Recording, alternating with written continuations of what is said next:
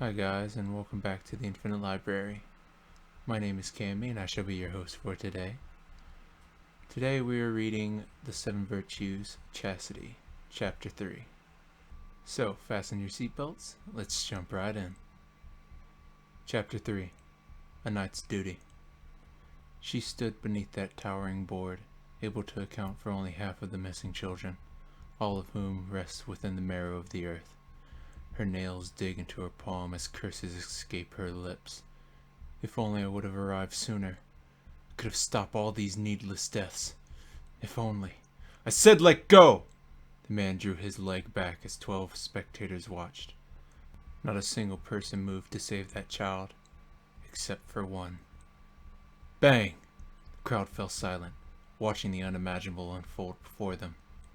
The cloaked woman stood between the child and the hunter, her foot stopping his from touching the boy. Her nose twitched in anger, unable to control herself. She wanted to leave town before anyone noticed her, but like always, she let her emotions take over. In the corner of her eye, she noticed a man sheathing his sword. He looked different than the others. His brown hair, with streaks of dark blue, tied back in a ponytail. A scar stretched along his nose, reaching from one cheek to the other. His sword, slimmer than all the others in town, resting in a beautifully crafted sheath. But that wasn't what stood out to the cloaked woman. It was the clothing he was wearing, a thick kimono, the symbol of a samurai. The man standing beside her speaks, commanding her attention. What do you think you're doing? He was larger than the rest of the hunters, probably the reason why none of them protected the child. He wore the bull demon armor from the clothing store, his hulking sword sheathed behind his back, weighing no less than 70 pounds. Just by looking into his eyes, any human could tell he could kill for fun. It was a power trip he never wanted to get off. The woman looked down to the child, his eyes filling with tears. He had lost the little hope he had left. He had no urge to run, to flee for his life. All he wanted was death. Was he really trying to find someone to save his sister? Or was he hoping to meet her in the afterlife? She dreaded to think of that possibility, focusing her attention to the man's left hand. Give me that picture. A woman? Shouldn't you be sucking some guy's dick right about now? She didn't respond, forcing his foot to the ground. Still going to defy me, girlie? If you're not going to listen to me, then there's no point in you living. He reached behind his back, drawing his heap of metal he calls a sword. With a devilish smile, he slams his blade against the woman's bare neck, the force cracking the ground beneath her. Everyone in the city was staring, forced by the curiosity. God created man to hunt beasts. The crowd eyes widened.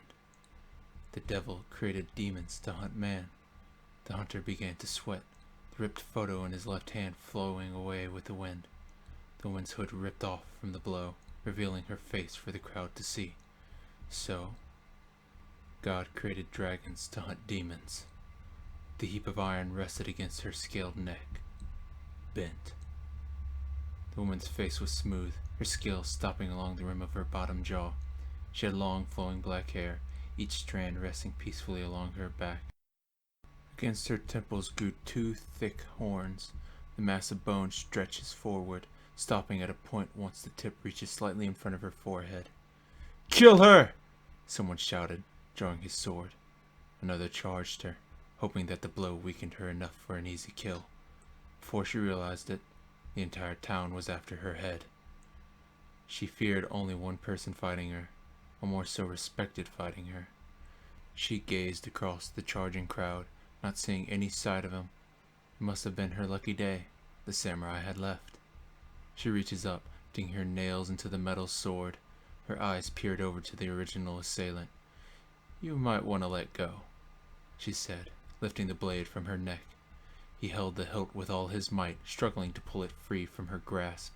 The dragon chuckles, turning her attention to the four closest men. So be it.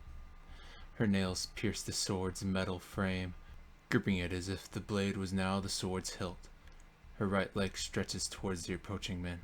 She flexes her bicep, flinging the end of the sword towards the four hunters. The sword's owner did not let go of the weapon's hilt, suddenly being thrown into the men like the end of a hammer. The hunter slammed against the ground, passing out. She leapt over the unconscious men, bashing the weapon's hilt against her attackers. She moved with the grace of a dancer, her strikes hitting with the force of a primal beast. Even with one arm, she was unstoppable. Many of the townspeople watched as she made a mockery of the hunters. Some of them peered from their half-closed doors, as the rest watched from the safety of their windows. They wanted to do something, but knew there was nothing for them to do.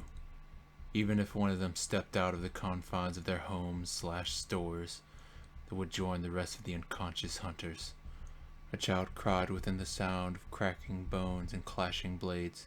The piece of a torn picture lies in front of his lap, his sister's face smiling beneath his tear-filled eyes.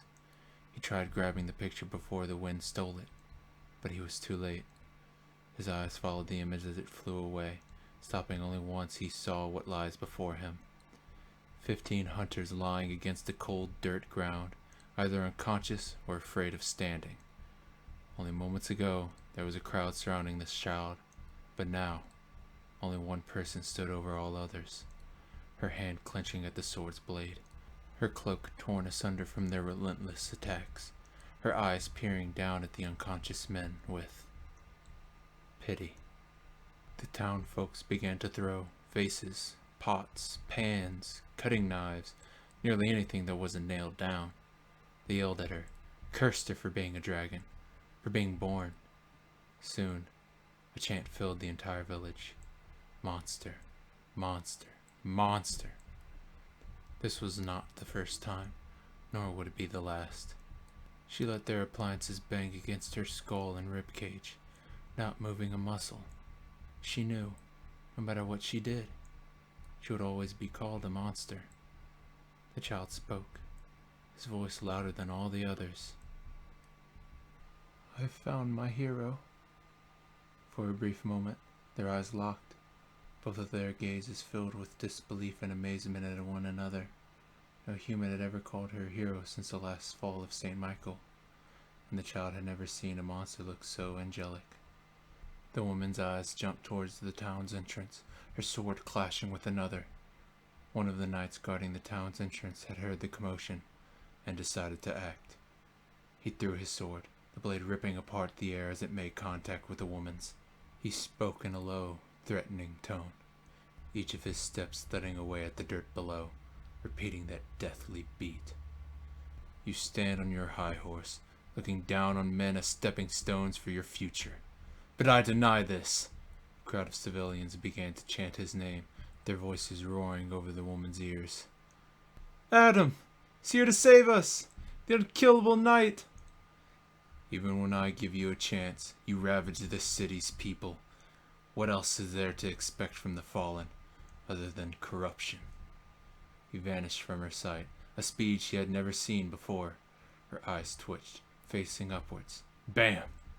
The man's heel slammed against the dragon's forehead, forcing her face directly into the ground. The earth cracked from the force, creating shivers down the onlookers' spines. The knight's heel had a small magical marking on both sides, 2 white wings floating faintly beside his metal shoes. He gently placed his feet beside the woman's head, walking over to the fallen sword. The dragon attempts to stand up, her nose leaking blood. "You know, I normally don't go all out when it comes to women." The small wings beside the man's heels grew a bright white, before vanishing. He appeared inches from the woman's face, his sword reaching for the heavens. There was no time for her to block as the attack came swinging down upon her skull. "Heh, smart girl," the man said, struggling to free his blade. Before the sword could hit her, she turned her body, catching the blade between her jagged teeth. He let the blade go, extending his right hook back to send crashing down upon her body. She dropped to the ground, letting her back slam against the dirt floor before he could strike. His fist came down, following her as she fell. Her body rolled to the left side, dodging his initial attack. His fist ruptured the ground, leaving a small crater where her body once was. She rolled toward the man's fist, now lying on her right side. She kicked her left leg over his arm, closing around his armor. Her right leg lifted to rest on the man's metallic chest, slamming him down on his back. She let go of the sword in her right hand, grabbing the weapon from her mouth instead.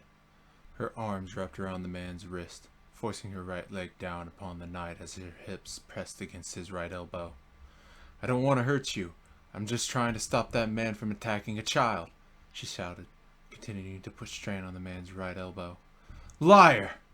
You knew none of these men could hurt you, so why did you have to attack them?" The knight shouted back, his left arm resting on an unconscious hunter. He tried fighting back against her hold, straining with all his might to free his right arm. The woman's eyes grew big, struggling to keep the man's strength at bay. How is a human this powerful? Even if he's using magic, he made no incantations or motions with his hand to activate it. It shouldn't be. She froze for a moment, realizing the true nature of his strength.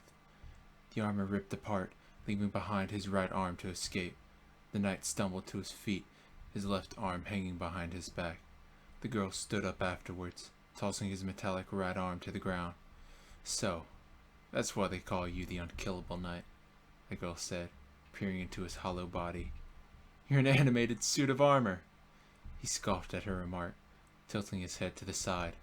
"And yet, a suit of armor will be more human than you ever will." He tossed the dagger with his left hand, originally stealing the weapon from one of the unconscious men. The blade soared through the air, approaching the woman's stomach.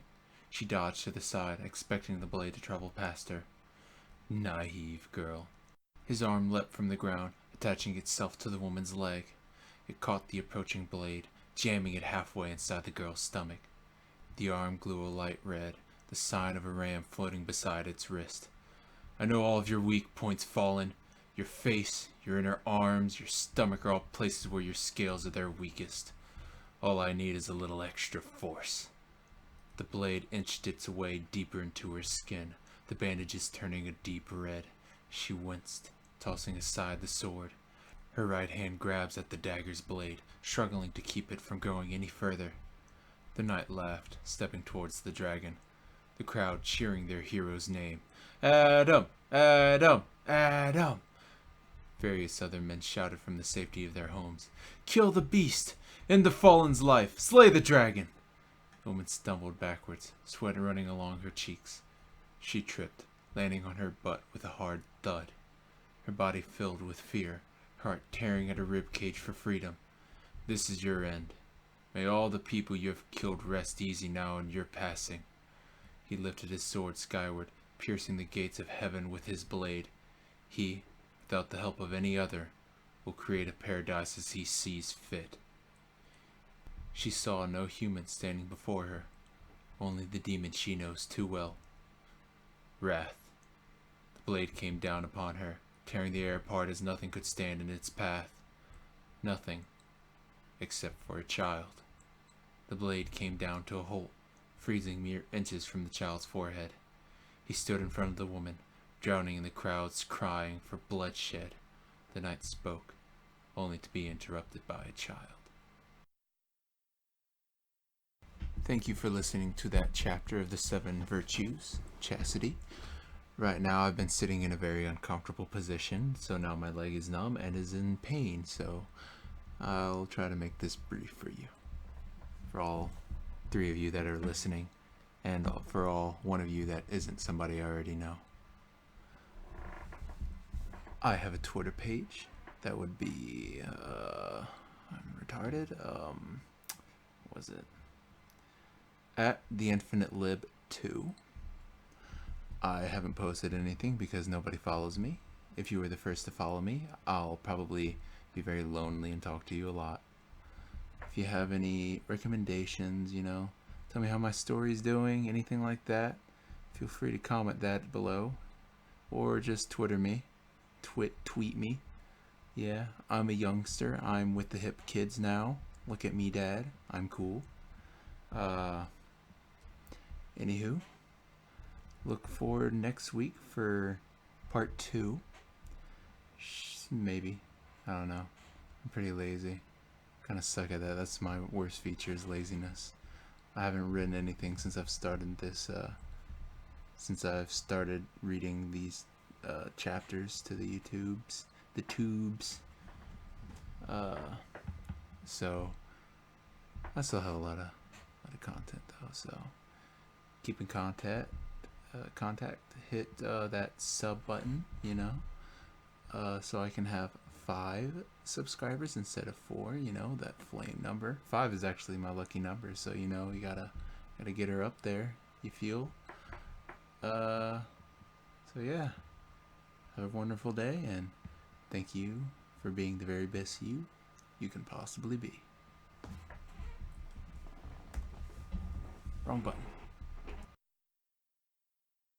Crowd cheering their hero. Adam! Adam! What the fuck was that? It's like I was trying to get Adam's attention.